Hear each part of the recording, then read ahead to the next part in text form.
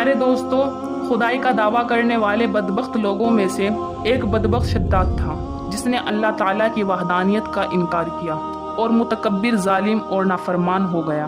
پیارے دوستو، شداد کون تھا اور کس طرح اس نے اللہ تعالیٰ کی نافرمانی کی اور خدائی کا دعویٰ کیا، اور کس طرح اس نے دنیا میں اپنی جنت تیار کی، اور اس کی بنائی جانے والی جنت کتنے سالوں میں تیار ہوئی، اور اس وقت وہ جنت کہاں ہے؟ آج کی اس ویڈیو میں ان سب سوالوں کے جواب قرآن و حدیث کی روشنی میں ہم آپ کو دیں گے۔ آپ سے گزارش ہے کہ ویڈیو کو لائک کریں اور چینل کو سبسکرائب ضرور کریں۔ آئیے چلتے ہیں ویڈیو کی طرف۔ پیارے دوستو، احقاف نام کا ایک علاقہ تھا جس میں قوم عاد رہا کرتی تھی، اور یہ قوم اتنی طاقتور تھی جس کے بارے میں اللہ تبارک و تعالیٰ نے قرآن مجید میں فرمایا، ان سے پہلے میں نے ایسی قوم نہ پیدا کی ہے اور نہ ان کے بعد پیدا کروں گا۔ قوم عاد کا شہر بہت خوبصورت تھا۔ اللہ تبارک و تعالیٰ نے قرآن مجید میں فرماتے ہیں، کیا تم نے نہ دیکھا تمہارے رب نے عاد کے ساتھ کیا کیا؟ اور اللہ تعالیٰ نے اس قوم کو بے حد نعمتیں عطا کی تھی۔ ان کے پاس سرسبز باغات تھے اور بہت سے جانور تھے، اور ان کے قد بہت لمبے ہوتے تھے، اور ان کی عمر 1000 سال ہوا کرتی تھی، اور یہ قوم بہت نافرمان تھی۔ قوم عاد کہا کرتی تھی کہ ہمیں کوئی چیز فنا نہیں کر سکتی۔ پھر اللہ تبارک و تعالیٰ نے ان کی رہنمائی کے لیے حضرت ہود علیہ السلام کو نبی بنا کر بھیجا، مگر ان لوگوں نے ان کی مذاق بنائی اور بات نہ مانی۔ اور ان کا ایک بادشاہ تھا جس کا نام شدید تھا۔ جب شدید کا انتقال ہو گیا تو اس کی بادشاہت اس کے بھائی شداد کو مل گئی، اور وہ ایک بہت بڑی سلطنت کا مالک ہو گیا۔ پیارے دوستو، شداد کی یہ بادشاہت روایت کے مطابق ایران سے لے کر یمن تک پھیلی ہوئی تھی، اور اس نے اور بادشاہوں کو اپنے زیر کر لیا تھا، اور اس کی بادشاہت بہت عروج پر تھی۔ اس وجہ سے یہ بہت زیادہ متکبر ہو گیا تھا۔ مگر حضرت ہود علیہ السلام نے شداد کو بہت نصیحت کی، لیکن اس کا دل بھی بند تھا، اس نے بھی آپ کی بات نہ مانی، اور وہ اپنے غرور میں اتنا اندھا ہو گیا کہ خدائی کا دعویٰ کر دیا۔ پیارے دوستو، شداد اور حضرت ہود علیہ السلام کے درمیان ایک زبردست مکالمہ ہوا، جس میں شداد نے حضرت ہود علیہ السلام سے پوچھا، اگر میں اللہ پر ایمان لے آؤں تو اس کے بدلے میں مجھے کیا ملے گا؟ حضرت ہود علیہ السلام نے فرمایا، تم پر جنت حلال ہو جائے گی اور تمہارے سارے گناہ معاف ہو جائیں گے اگر تم اللہ پر سچے دل سے ایمان لے آؤ۔ تو شداد مسکرایا اور کہا کہ جنت کیا ہے؟ حضرت ہود علیہ السلام نے شداد کو جنت کے بارے میں بتایا اور اس کی آرام براحت سے آگاہ کیا، اور بتایا جو مکانات ہیں وہ سب سونے چاندی کے ہیں، جنت بہت خوبصورت ہے۔ تو وہ بہت مسکرایا اور کہا، میں ایک بہت بڑی سلطنت کا مالک ہوں، میرے پاس بہت زیادہ مال دولت ہے۔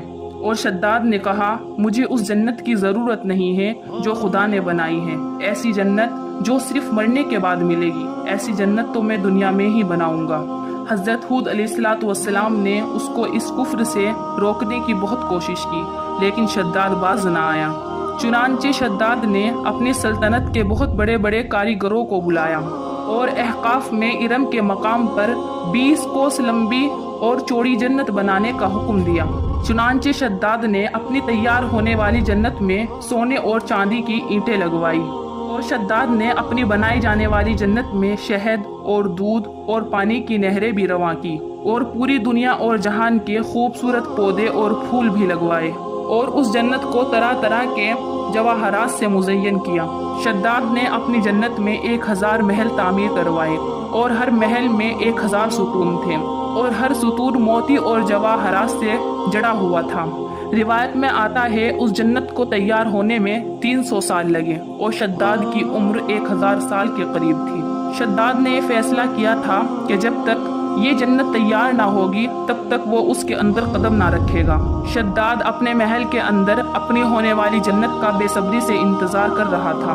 چنانچہ جب شداد کی جنت تیار ہو چکی اور شداد کی جنت کو طرح طرح سے مزین کر دیا گیا تو شداد کے پاس پیغام آیا کہ جنت تیار ہو چکی۔ چنانچہ شداد بہت خوش ہوا اور اپنی فوج کو لے کر اپنی جنت کو دیکھنے کے لیے نکل پڑا۔ پیارے دوستو، شداد جانتا تھا کہ موت برحق ہے اور یہ ایک اٹل حقیقت ہے، تو شداد بڑا چالاک تھا۔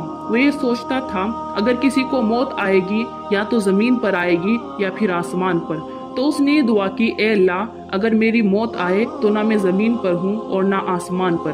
अब शद्दाद सोचता था, ना मैं ज़मीन पर रहूंगा और ना आसमान पर, इसके अलावा कोई रास्ता नहीं है, तो मेरी मौत नहीं आएगी।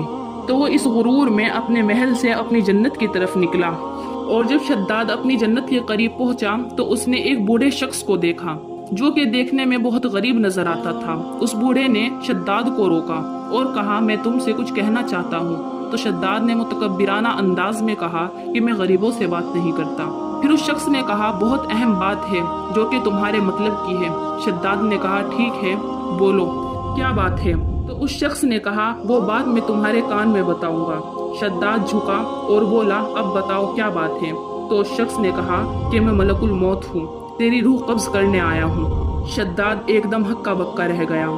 शद्दाद पहचान गया कि ये मुझे जन्नत में दाखिल होने नहीं देगा। उस वक्त शद्दाद ने मलकुल मौत अलैहिस्सलाम से कहा कि बस मुझे एक बार अपनी जन्नत को देखने दो। मलकुल मौत अलैहिस्सलाम ने कहा, बस तुम्हारा मुकर्ररा वक्त इतना ही था। शद्दाद ने कहा, बस एक बार मैं उसमें कदम रख लूँ। मलकुल मौत अलैहिस्सलाम ने फरमाया कि मुझे इसकी इजाज़त नहीं है कि मैं तुम्हें इतनी मोहलत दूँ। फिर शद्दाद ने कहा, अच्छा मुझे इतनी मोहलत दे दो कि मैं घोड़े से नीचे उतर जाऊं। मलकुल मौत अलैहिस्सलाम ने कहा, यह भी इजाज़त नहीं है। शद्दाद का एक पैर घोड़े के रकाब पर था और दूसरा ज़मीन से ऊपर और रकाब से थोड़ा नीचे था कि उसकी रूह कब्ज़ कर ली गई। उसके बाद हज़रत जिब्राइल अलैहिस्सलाम ने एक होलनाक चीख मारी, जिसकी वजह से ये पूरी जन्नत और उसकी शान और शौकत ज़मीन में समा गई। दोस्तों, वीडियो अच्छी लगे तो वीडियो को लाइक करें और चैनल को सब्सक्राइब ज़रूर करें।